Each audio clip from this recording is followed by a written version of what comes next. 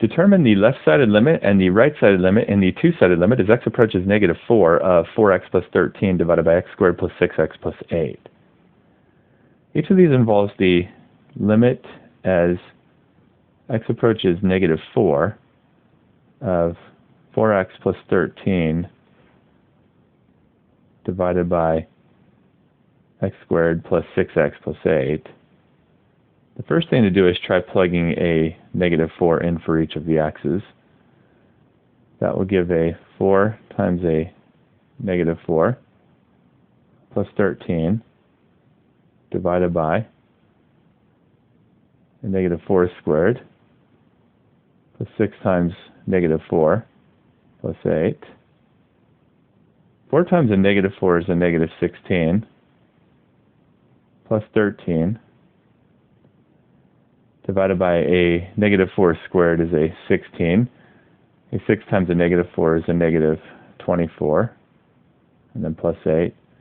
A negative 16 plus a 13 is a negative 3. 16 minus 24 is a negative 8 plus 8, which is a 0. The 0 in the denominator is not actually a 0 since x is approaching negative 4, it never reaches it, but a limit result of a non-zero number divided by 0 is a positive infinity or a negative infinity. The sign of the infinity often depends on the side the limit is approaching from. So we'll have to work out each of the one-sided limits separately. We have the limit as x approaches negative 4 from the left side, indicated by the negative superscript on the negative 4.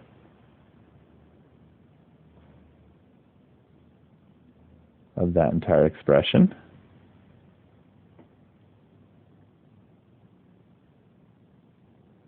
And limit as x approaches negative 4 from the right side, indicated by the positive superscript on the negative 4 of that same entire expression. Let's start with the left-sided limit. First thing to do is to factor the denominator to see the factor that is making 0 in the denominator. The numerator can be left as is.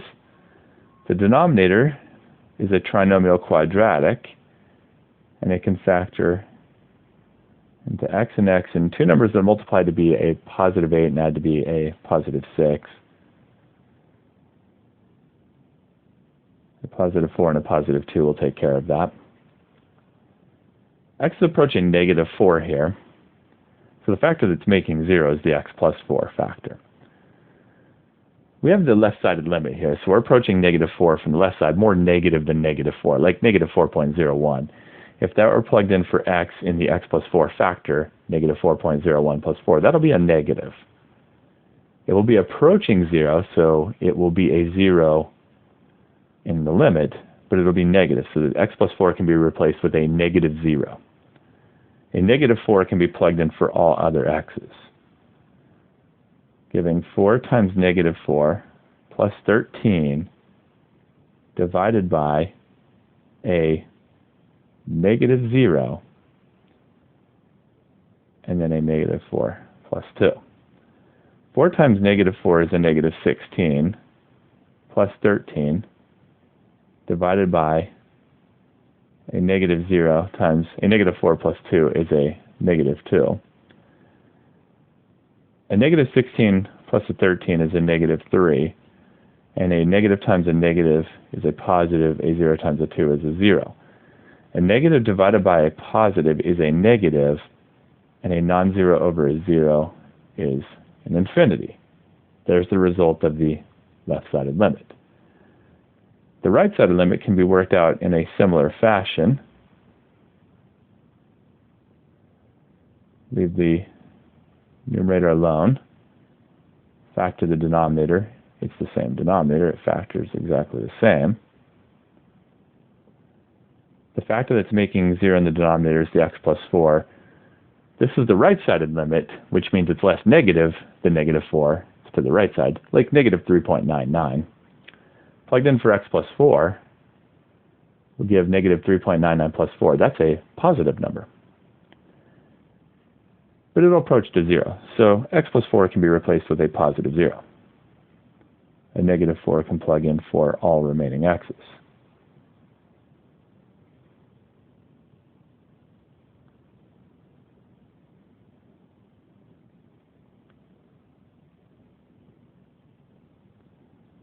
4 times negative 4 is negative 16 plus 13 divided by the positive 0, and then negative 4 plus 2 is a negative 2. In the numerator, negative 16 plus 13 is negative 3. In the denominator, positive times negative is negative. 0 times 2 is 0. A negative over a negative is positive. A non-zero over a 0 is an infinity. And there's the result of the right-sided limit. The two-sided limit depends on the results of the two one-sided limits. They do not match each other here. Therefore, the two-sided limit up here will be does not exist. And there's the results of the three different limits.